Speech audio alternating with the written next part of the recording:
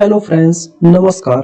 स्वागत है आपका हमारे यूट्यूब चैनल लक्ष्य टेक्निकल में। दोस्तों, आज हम बात करने वाले हैं यूपी पुलिस कांस्टेबल का ऑनलाइन फॉर्म कैसे भरें।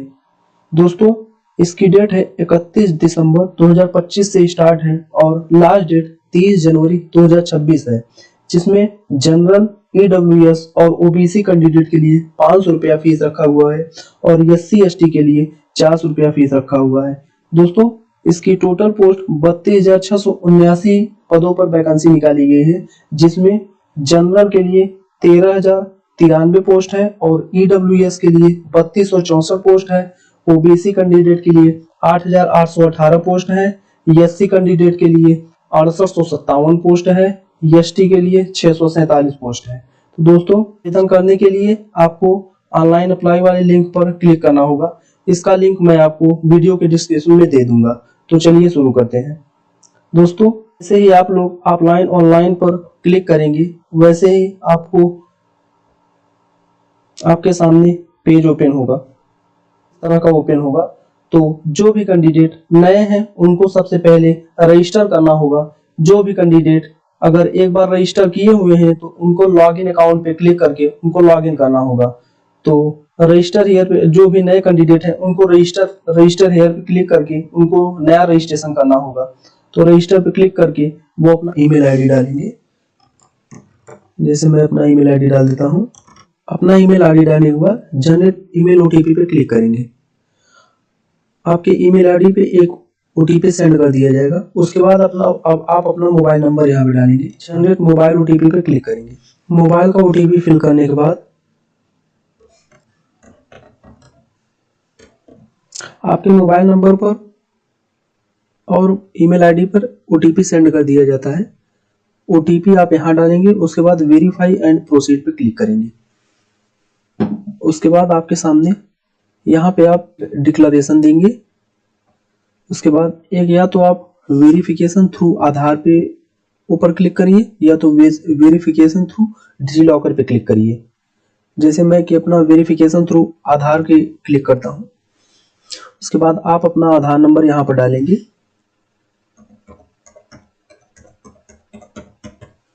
उसके बाद जनरेट आधार ओटीपी पे क्लिक करिए। उसके बाद आपके आधार कार्ड में जो भी मोबाइल नंबर रजिस्टर्ड होगा उस पे एक ओटीपी सेंड किया जाएगा। उस ओटीपी को आप यहाँ पे फिल करेंगे। उसके बाद वेरीफाई एंड प्रोसीड पे क्लिक करने के बाद उसके बाद आपको अपना यहाँ पे डिटेल फिल करना होगा। आपको अपना नाम हाई स्कूल के आधार पे भरना होगा। जैसे कि मैं अपना नाम भर लेता हूँ। उसके बाद आपको डेट ऑफ बर्थ भरना होगा। उसके बाद अपना जेंडर देना होगा। उसके बाद अपने पिता का नाम,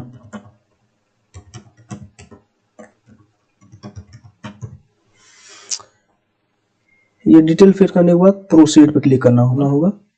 उसके बाद आपको अपना एक पासवर्ड क्रिएट करना होगा। मैं अपना पासवर्ड क्रिएट कर लेता हूँ।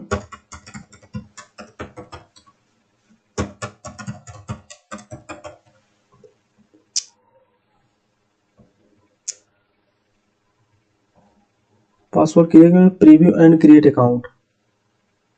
सॉरी, यहाँ पे नेशनलिटी आपको सेलेक्ट करना होगा, इंडियन, सिटीजन ऑफ इंडिया। उसके बाद प्रीव्यू एंड अकाउंट पे क्लिक करना होगा। प्रीव्यू एंड अकाउंट पे क्लिक करने के बाद आपका डिटेल्स होगा। इस डिटेल को आप वेरीफाई करेंगे। उसके बाद डिक्लेरेशन को एक्सेप्ट करेंगे। उसके बाद क्रिएट एंड अकाउंट पे क्लिक करेंगे। उसके बाद प्रोसीड। ये देखिए, आपका अकाउंट क्रिएटेड सक्सेसफुली बन गया है। उसके बाद ओके करिए। उसके बाद आपके पास तीन ऑप्शन आते हैं। लॉगिन विद अकाउंट, या तो आप मोबाइल नंबर से और पासवर्ड से लॉगिन कर सकते हैं, या तो लॉगिन विद आधार कार्ड से लॉगिन कर सकते हैं, या डिजी लॉकर से लॉगिन कर सकते हैं।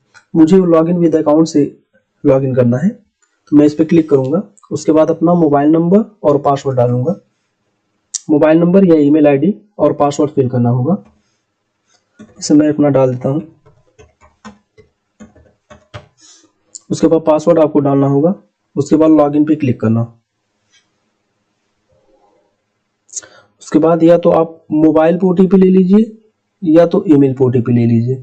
मैं फ़ोन पे अपना ओटीपी लूँगा। ओटीपी यहाँ पे आपको फिल करना पड़ेगा, यहाँ पर आपको डालना पड़ेगा। उसके बाद लॉगिन पे क्लिक करिए। आपके सामने एक डैशबोर्ड ओपन होगा। आपको ऑनलाइन एप्लीकेशन पे क्लिक करना होगा। इसके बाद टर्म्स को सेट करेंगे। चेक बॉक्स लेफ्ट साइड में आपको एक चेक बॉक्स मिलेगा, उस पर क्लिक करिए। उसके बाद अप्लाई पे क्लिक करिए।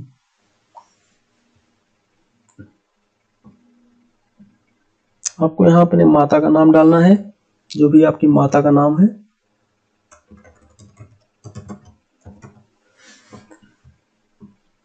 यहाँ पे मैरिटल स्टेटस, आप मैरिड है या अनमैरिड, उसको चूज करेंगे। क्या आप उत्तर प्रदेश के मूल निवासी हैं? अगर है तो यस करेंगे, वरना नो करेंगे। आप यहाँ पे अपना डिस्ट्रिक्ट सेलेक्ट करेंगे। डिस्ट्रिक्ट सेलेक्ट करने के बाद मूल निवास प्रमाण पत्र जारी करने वाले उत्तर प्रदेश राज्य के प्राधिकारी, यहाँ पे निवास आपका जो जारी करते हैं वो एसडीएम जारी करते हैं, तो एसडीएम डालते हैं। और आपका निवास प्रमाण पत्र किस डेट को जारी हुआ है वो डेट आपको यहाँ पर डालना पड़ेगा।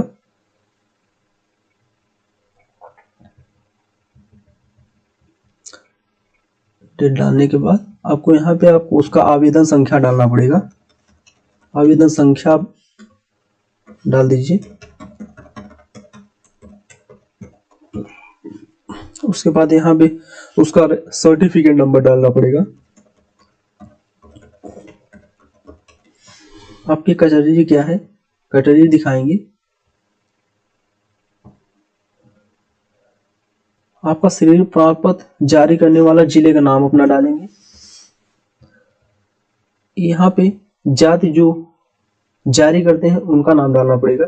जैसे जाति प्रमाण पत्र तहसीलदार जारी करते हैं तो उनका तहसीलदार डालेंगे, और किस डेट को आपका जाति प्रमाण पत्र जारी हुआ है वो डेट यहाँ पर डालेंगे। उसके बाद एप्लीकेशन नंबर आपको डालना पड़ेगा। आवेदन संख्या डालने के बाद उसके बाद आपको यहाँ पे सर्टिफिकेट नंबर डालना पड़ेगा उसका।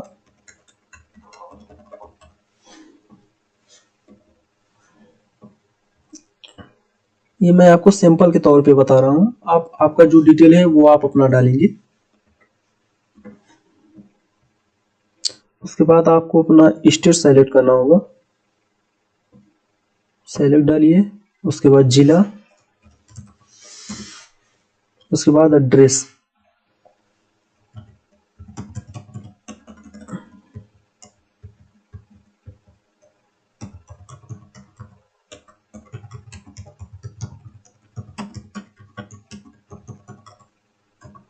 उसके बाद थाना, इसमें थाना डालेंगे। पिन कोड, उसके बाद इस पे टिक बॉक्स करेंगे तो ये ऑटोमेटिक, अगर आपका परमानेंट एड्रेस दोनों सेम है तो आप इस पे टिक बॉक्स करेंगे, दोनों फिल हो जाएंगे। उसके बाद फिर से अपना स्टेट सेलेक्ट करेंगे। उसके बाद जिला, उसके बाद सेव एंड नेक्स्ट करेंगे। क्या आप स्वतंत्रता संग्रामी सेनानी के आरक्षित टीएफएफ हैं? अगर हैं तो यस करेंगे, नहीं तो नो करेंगे। क्या आप भूतपूर्व सैनिक हैं? अगर हैं तो यस करेंगे, वरना नो करेंगे। क्या आप उत्तर प्रदेश के राज्य कर्मचारी हैं और उनके पास अपेक्षित प्रमाण पत्र है? अगर है तो यस करेंगे, वरना नो करेंगे। आपने कम से कम 3 साल के लिए होमगार्ड के रूप में सेवा की है? अगर की है तो यस करेंगे, वरना नो करेंगे। उसके बाद सेव एंड नेक्स्ट।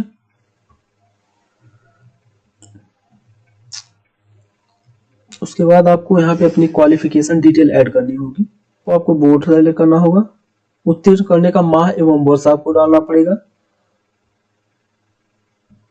उसके बाद आपको रोल नंबर डालना पड़ेगा। इसमें आपको मार्कशीट का सर्टिफिकेट सीरियल नंबर आपको डालना पड़ेगा। इसमें आपको सर्टिफिकेट सीरियल नंबर डालना, जो आपका रिजल्ट है उसमें आपका सर्टिफिकेट सीरियल नंबर मिल जाएगा, तो आप डालकर यहाँ पे ऐड कर दीजिए।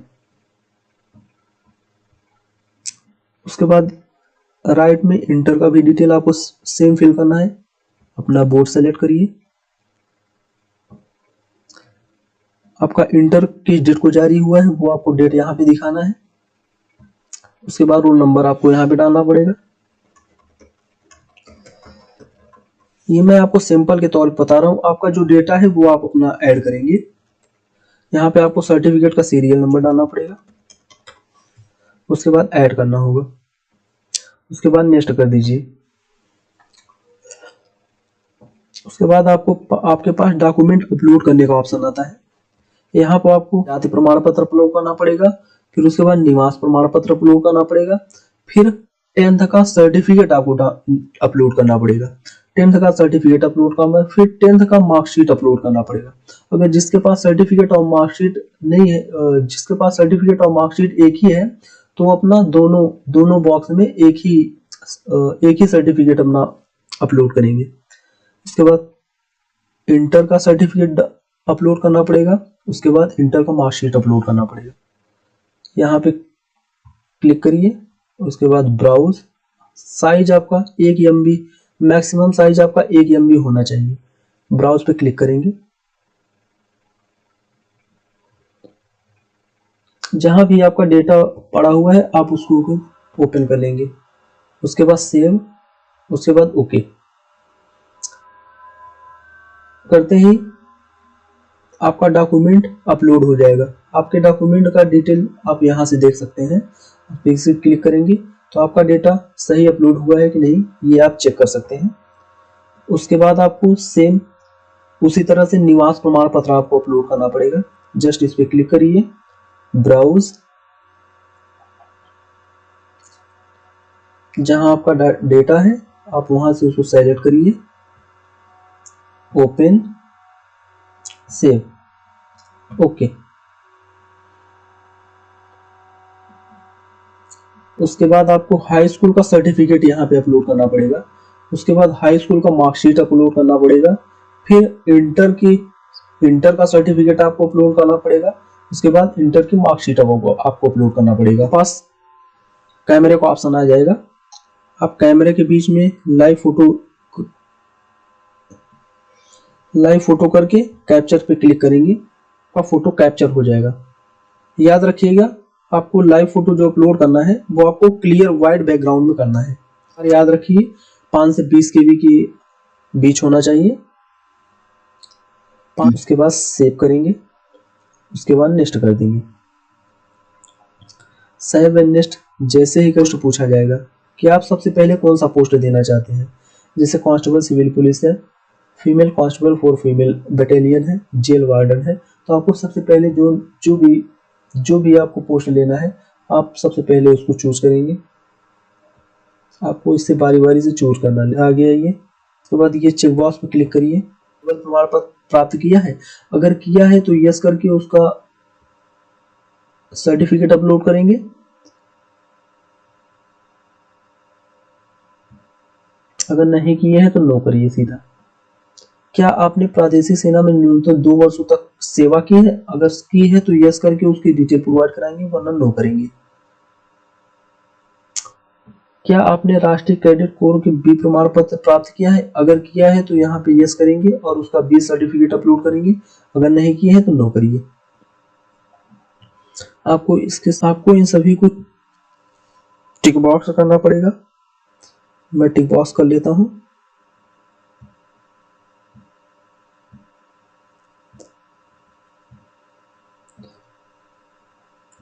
उसके बाद यहाँ पे आपको यस करना है, ये भी आपको यस करना है, ये भी आपको यस करना है। प्लेस का नाम डालना है, उसके बाद प्रीव्यू एप्लीकेशन पे क्लिक करना है।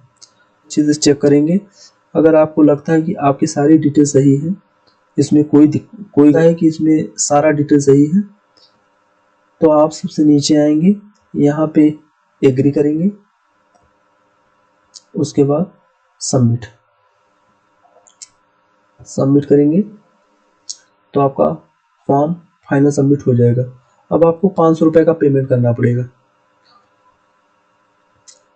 पे विद SBI पे क्लिक करेंगे, चेकबॉक्स पे क्लिक करेंगे, आगे बढ़े, उसके बाद आपके पास सामने पेमेंट गेटवे आ जाएगा। आप यहाँ से पेमेंट किसके माध्यम से करना चाहे, debit card, net banking, UPI के माध्यम से, जिससे भी आप पेमेंट करना चाहते हैं करेंगे। उसके बाद पे करेंगे तो आपका फॉर्म फाइनल सबमिट हो